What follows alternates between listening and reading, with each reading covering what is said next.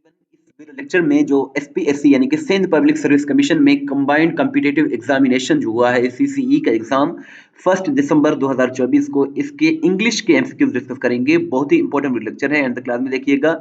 अगर हम पेपर की बात करें तो इसमें मोस्टली क्वेश्चंस टेस्ट.py की वेबसाइट से लिए गए हैं। बहुत ही अच्छी वेबसाइट है, अगर आप प्रिपरेशन कर रहे हैं तो इस वेबसाइट को जरूर विजिट करें। इसका लिंक डिस्क्रिप्शन में मौजूद है। फर्स्ट क्वेश्चन है, the सिनोनियम of banish is. Banish का जो सिनोनियम है वो एग्जाइल है। बैनिश का मतलब होता है वतन से निकाल देना, और एग्जाइल का मतलब होता है वतन से निकाल देना या फिर जला वतन कर देना। नेक्स्ट क्वेश्चन कुछ इस तरह से है, the सिनोनियम of brazen is. Brazen का जो सिनोनियम है वो ऑडेशियस है। ब्रेजन का मतलब होता है ढठाई, बेबाक, बेशर्मी। सो ऑडेशियस का भी यही मतलब होता है। नेक्स्ट क्वेश्चन है, द एंटोनियम ऑफ हेपलेस इज। हेपलेस का जो एंटोनियम है वो फॉर्चून है। हेपलेस का मतलब होता है बेबस, और फॉर्चून का मतलब होता है खुशकिस्मत। The antonym of dwindle is. Dwindle का जो एंटोनियम है वो डिके है। डिके इसका करेक्ट आंसर है।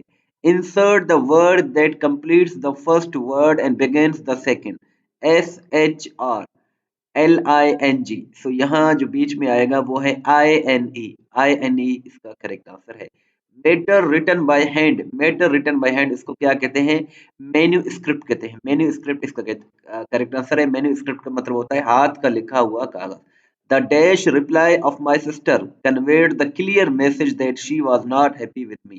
So the terse reply of my sister conveyed the clear message that she was not happy with me.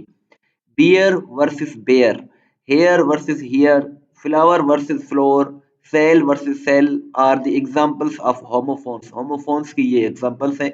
इनको जो है pair of words भी कहते हैं और homophones भी कहते हैं। Can those happy moments be ever forgotten by me?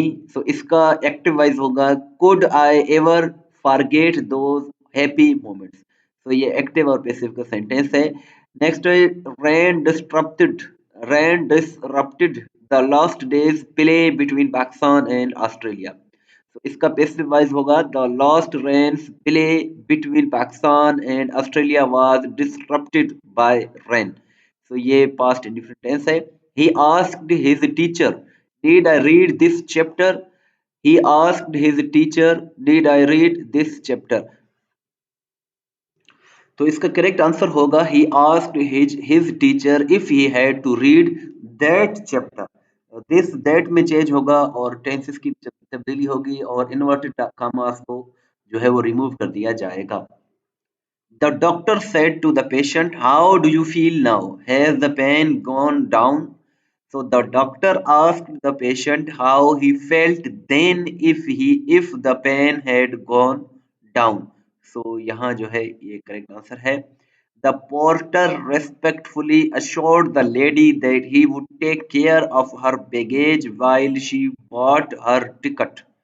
The porter said, I will take care of your baggage while you buy your ticket, madam. तो ये जो है इसका करेक्ट आंसर है। और my friend requested me to bring him a sandwich. Please bring me a sandwich, said my friend. ये इसका correct answer है। एंड नेक्स्ट है, make a bee line. Make a bee line का मतलब होता है गो स्ट्रेट, सीधे चले जाना। Make a bee line. Talking 20 to the dozen, इसका मतलब होता है speak rapidly and without stopping, यानी कि बगैर रुके बातें करते जाना, उसको कहते हैं टॉकिंग 20 टू द डजन। ये एक इंग्लिश का इडियम है। और जो क्वेश्चंस रह गए हैं वो आप जो है टेस्ट.py की वेबसाइट पर देख सकते हैं। बहुत ही अच्छी वेबसाइट है, मोस्टली क्वेश्चन इसी वेबसाइट से आते हैं। व्हाट्सएप पर फॉलो करना चाहते हैं, दीजिए, हमारा व्हाट्सएप नंबर है 0308253300। इस वीडियो को लाइक करें, शेयर करें, दुआ में याद रखें। अल्लाह।